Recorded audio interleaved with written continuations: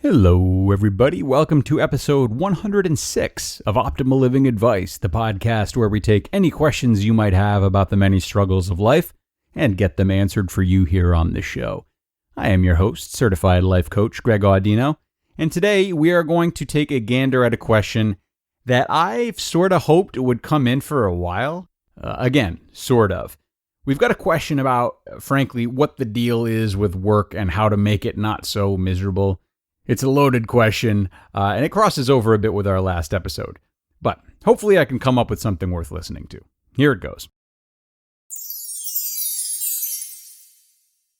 The old podcasts are a huge part of my journey to mindfulness. I listen every day on the way to work, yet work remains to be my biggest problem. How is it that so many of us dislike work, myself included? It's just not easy to up and change jobs, but is the only alternative to stay in jobs that don't fulfill us? I can safely say I've never had a job that wasn't enjoyable for more than a few months, and I know I'm not alone. What can I do about this without flipping my life upside down? What can any of us do? Oh man, this is a huge question. Well crafted, well put. Yeah, what is the deal with work, and why does the misery of work just always seem to win? How and why do we default to disliking work, even mindfulness practitioners like yourself? To what can we attribute all the madness and suffering people in the workforce put themselves through? Well, I've tried to wrap my mind around this concept for a while now, because it is just so mind-boggling. Here's what I've come up with.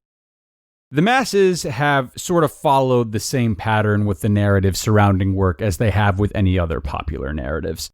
So a lot of people share work stories that incite arousing emotions like frustration, stress, even anger. These are the kinds of emotions that get people's attention and cause whatever context they're shared in to go viral, so to speak.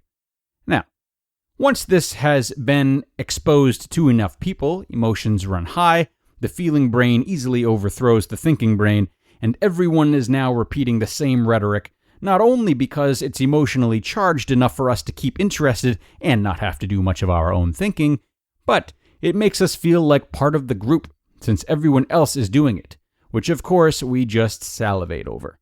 More problems are created than actually exist, and we take a vacation from seeing the opportunity to separate ourselves and finding the opportunity that lies amidst pain. In short, enough people have decided that work must only be frustrating that the vast majority has chosen to follow. Which, of course, leaves the question for everyone to ask themselves, am I willing to question this pack mentality? Am I willing to change work for myself by going against the grain and making it my own? Now, most people subconsciously answer no to these questions. But again, you don't have to be most people. That's the point here. As an individual on the path of mindfulness, and thank you, by the way, for your kind words about the podcast. We are happy to help. It's up to you to understand that work is part of the balanced and happy life that you seek. It is not some kind of separate entity, some kind of faceless beast. It's part of the equation. Just because enough people have decided that work is a necessary evil doesn't mean that you have to decide that. Why should you not bring the life lessons you seek to live by into your work? Why should work not be a space for you to practice living through your values and being charitable and kind, present, creative, communicative, and so on? Work, like any other part of life, allows countless chances for you to exercise any of these traits and more. If anything, it offers the best chances because it's easiest to do these things in stress-free environments. In an environment like work, where many people have decided that stress is a necessity, and it's something you too have convinced yourself of thus far, is it not the best chance to practice the mindfulness techniques you've been learning? How could it not be? The mentality around work has to change before the work itself. Now sure, changing jobs, like you said, to find something more enjoyable and more importantly, more in line with your values is tough, but it's not impossible by any means. But before you do that, before anyone does that, you have to catch the fact that the worse your mentality about work is from the get-go, the more problems you're apt to finding at any job you go to.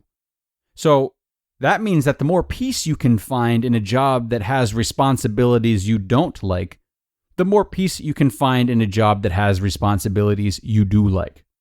Otherwise, you'll default to finding problems as we often do, and as it seems you already have if you're telling me you've never had a job you've liked for more than a couple of months. You'll eventually decide you aren't being paid enough, you're not getting enough vacation, that the management sucks, that the coworkers are unbearable, and so on. All the jobs you've hated only have you in common, and that goes for everyone out there who's in a similar boat, which is a lot of people.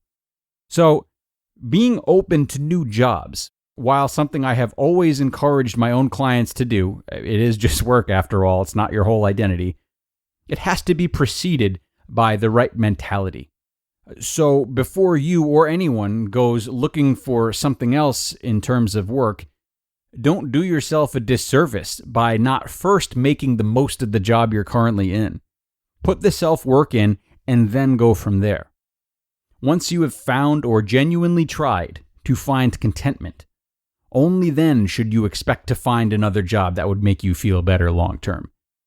But as it stands, you're likely to keep finding the same problems no matter what job you find yourself in.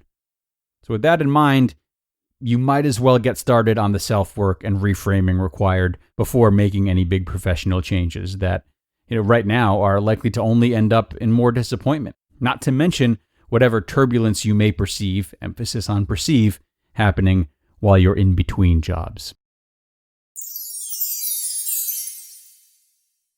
Asker, thank you so much for sending this in. I hope I was just firm enough, but not too firm in my answer. I don't ever mean to pick on you guys too much, and sometimes my anxious side worries that I have. Well. This is a fun and important question, and I had fun answering it. So, yes, thank you again. Also, book recommendation for anyone who wants to explore this further. Check out Awake at Work by Michael Carroll. Awake at Work. It's a pretty good one. That wraps this up, though, my friends.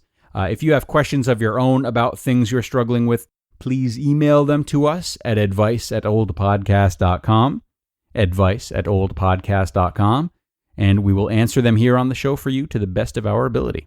Okay? Okay. Have a great rest of your day, everyone, and I will look forward to next time. Bye-bye for now.